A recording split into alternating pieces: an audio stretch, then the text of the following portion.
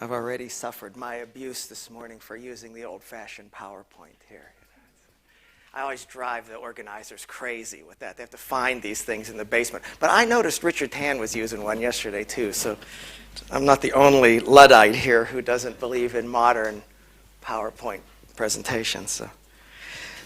Our topic today is Yangsheng. And if you saw my 10-minute lecture yesterday, you probably got the notion. I'm not a big believer in Yangsheng as this, you have to live a very regulated life. How boring is that? In fact, I've noticed that because I think modern society tends to be so frantic, and people are so busy, and we can say in a way so yang in their behavior, that most of the health practices that get popularized are all about making people more sedate, more yin, more deficient, if you will. For example, I was at a lecture not long ago on raw foods diet. And the fellow actually said, well, you know, it's such a good thing when women do this raw foods diet for a long time, they stop having their menstruation because they're so clean inside. And of course, you know, I had to put my hand up and say, well, you know, in Chinese medicine, we would interpret that as blood deficiency. And he got very uncomfortable and kind of, you know, irritable about the fact that I would question such an idea that you know, menstruation is a release of toxic substances, and so being clean. You know, they always say that you do those kind of raw foods diets and you end up, your body never has any odor. That just means you're very cold, internally cold. You don't. I always say, I like excess people. They're much more interesting, so I'd rather be around people who stink. You know, this is a much better way. So, you know, this is just sort of setting the perspective for the idea of Yangsheng. But okay, so I don't think Yangsheng is something you're not going to put yourself in the hospital and live there.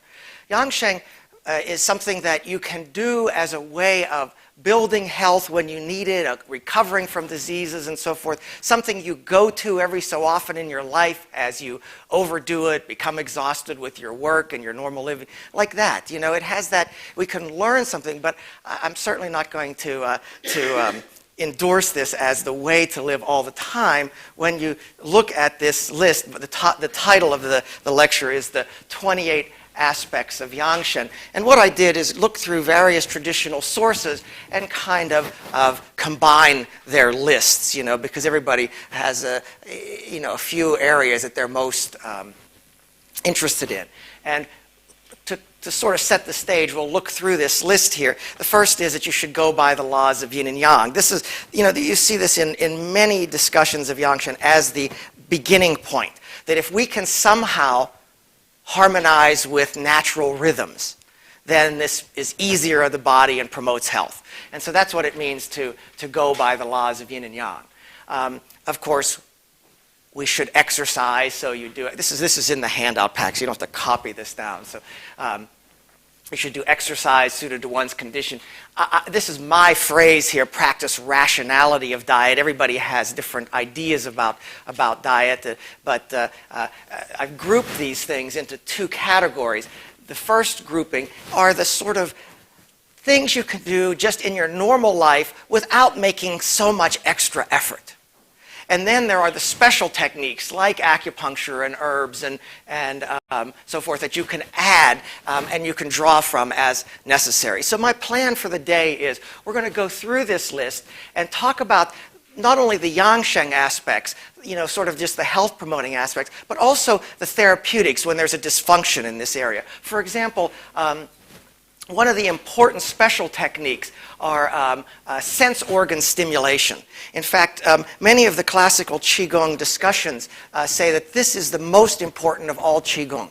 When you do sense organ stimulation, various things for your eyes and ears and so forth, you not only benefit your senses, you enliven the brain. And in enlivening the brain, you're actually refilling the sea of marrow. And the sea of marrow, this thing inside your skull, is the reserves of your essence.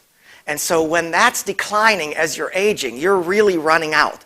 And so when you do sense organ stimulation, you're actually refilling your brain, benefiting your jing, and therefore, this promotes health and longevity into old age. And so when we get to that level, we'll talk about treating disorders of all the sense organs too. So that's my plan as we go through these, to talk about not only Yangshen per se, but also treatment of disorders in all the different areas, how to treat eye diseases and ear diseases and so forth as we go. So if that's okay, that's the plan for the lecture today.